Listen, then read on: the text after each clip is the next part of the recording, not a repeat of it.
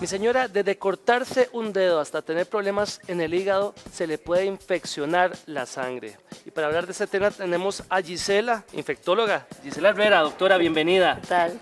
¿Por qué se puede infectar la sangre, doctora? ¿Por cortarse o problemas en el hígado?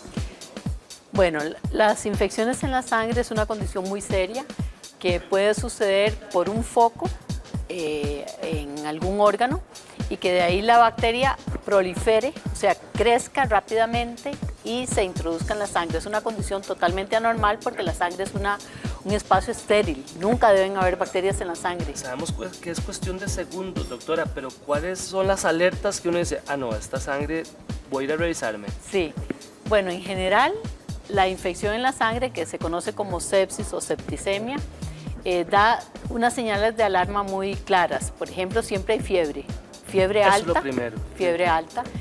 Va a alterarse el patrón respiratorio, es decir, usted va a estar agitado a la hora de respirar. También va a haber unas palpitaciones muy fuertes, muy rápidas, porque el corazón trabaja más rápido y por lo general usted va a sentir un malestar general. Esos son los signos llamativos que lo hacen tener que consultar rápidamente. Eso es importante. Ahora, si uno se corta o se hace un rasguño, siente algo como que uno dice, no, se me va a infeccionar la sangre. Eso va a depender de dos factores. Uno, principalmente de la bacteria que lo afecte. Es decir, hay bacterias que son más invasivas, más graves, y otra es la condición propia de la persona. Es decir, si es una persona debilitada, o es una persona diabética que no está bien controlada, o una persona mayor, o un niño muy pequeño, son condiciones que facilitan que la infección se propague y se haga una condición grave. Ahora, uno se pasa quemando, ¿verdad? Hay quemaduras de quemaduras, Sí. pero ¿qué cuidado debería tener a nivel de sangre también, doctora? Bueno, en realidad, cualquier herida lo que hace es abrir una barrera que nosotros tenemos natural, que es la piel y las mucosas. Cuando se abre esa barrera, las bacterias pueden aprovechar. Entonces, siempre las heridas, especialmente si son de una herida grande, profunda o extensa, deberíamos tratarla adecuadamente para que no sea una puerta de entrada para bacterias. ¿Quiénes están más expuestos, doctora, a sufrir estas infecciones? Bueno, como le digo, hay situaciones en que una persona totalmente saludable puede ser presa de una septicemia. ¿Por qué? Porque la bacteria es muy agresiva. O hay bacterias que no son tan agresivas, pero la persona está debilitada. Entonces, Claro. esas dos Habla usted son también de desbalances. adultos mayores, ¿verdad? Claro, o en los extremos de la vida, Exacto. o niños muy pequeños o adultos mayores. Hay que tener mucho cuidado. Ahora, por ejemplo, los niños más pequeños, ¿cuáles son los riesgos de sufrir esta infección en niños? Bueno, el problema en los niños es que no siempre vemos las alertas, Así es. porque el niño llora y uno no sabe por qué está llorando. Y no nos Puede ser pueden que decir, tenga- ¿verdad? Y no hablan, no se expresan, no dicen me siento muy mal, como si puede ser un adulto. Entonces ahí los signos son más indirectos, es decir, el niño deja de comer, el niño llora, Así es. el niño sin una causa aparente. Ahí puede ser fiebre muy alta o fiebre muy baja.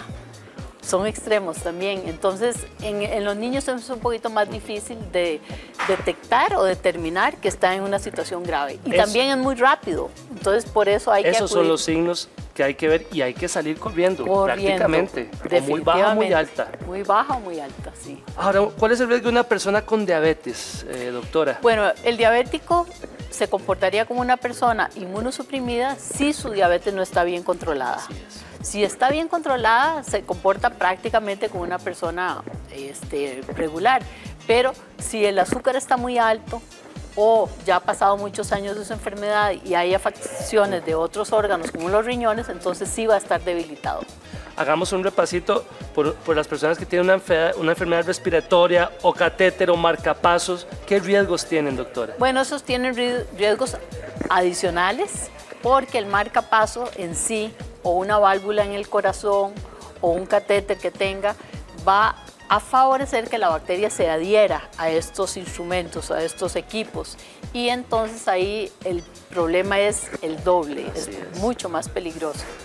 Estas personas, por ejemplo, si van al dentista, tienen que tomar un tratamiento previo, porque el solo manipular las encías puede promover que estas bacterias que hay normalmente se vayan a la sangre. Las encías y la sangre están completamente en estrecha continuidad. Entonces, una persona que tiene una válvula cardíaca, o tiene un marcapaso, o tiene un recambio de cadera, una prótesis, tiene que avisarle al odontólogo que tiene esta condición para que le den un tratamiento antibiótico apropiado antes del procedimiento. Ahora, doctora, estas personas, si se van a operar, lo que usted decía, tienen que llevar el adecuado tratamiento antes. Eso se llama tratamiento profiláctico, sí, claro. Estas condiciones que favorecen que las bacterias puedan adherirse al equipo que están usando, como un marcapaso o una válvula, favorece que si hay una bacteremia, es decir, que las bacterias están circulando en la sangre, se puedan adherir a estos equipos. Después de esta operación, o si uno ya está, puede llamarse infectado, ¿se cura con antibiótico nada más? ¿O cómo se cura uno de esto, doctora? Bueno, si el caso llega a desarrollar una septicemia y un shock séptico, solo el 50% de las personas se van a salvar. La mortalidad es muy alta, aún en los mejores centros. ¿Por más medicamento que Por más uno medicamento, utilice? porque ya si progresó a una condición como llamamos shock séptico, choque séptico significa que ya prácticamente todos los órganos están involucrados, que la presión está muy baja y que a pesar de los medicamentos no logra remontar su condición. Doctora, una vez de esas personas que van, se cayeron, las cosieron, están en casa y tienen miedo de que se le meta esa infección ahí en la casa, ¿qué pueden hacer?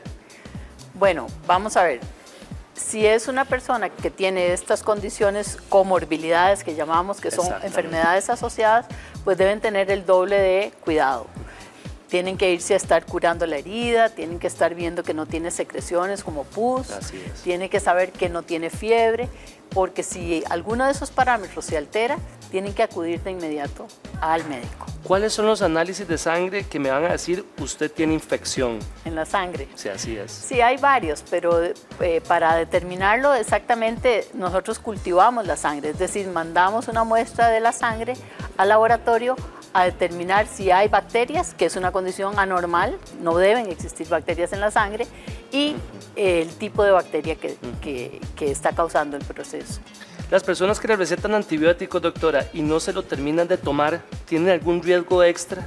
O sea, que no van, como quien dice, religiosamente con ese antibiótico. Sí, bueno, en realidad el antibiótico, dependiendo de la razón por la cual se la dieron, le van a decir tómelo por tanto tiempo. Y eso es básicamente porque hay órganos en los cuales necesita un mayor tiempo de tratamiento, una mayor concentración.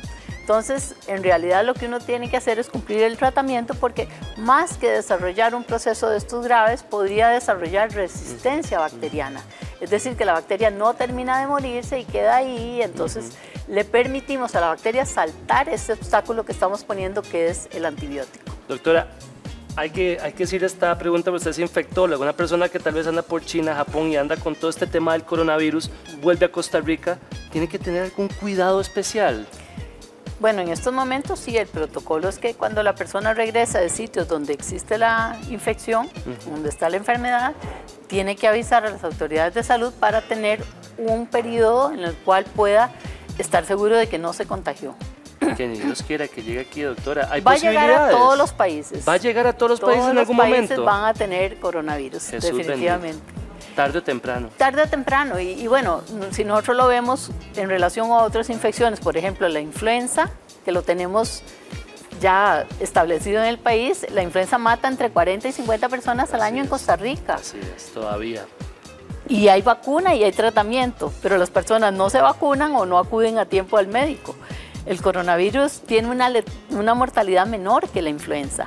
Todavía no tenemos tratamiento y no tenemos vacuna, pero es imposible que no llegue a más países porque se transmite por la vía aérea. Es decir, conversar a una persona a menos de 2 metros puede contagiarse, o también se supone que se puede transmitir a través de las heces. Doña Gisela Herrera, le agradezco montones y que Dios nos agarre confesados, ¿verdad? Porque va a llegar en algún momento. Va a llegar, pero estamos preparados para eso. Así es, gracias, doctora. Patricia.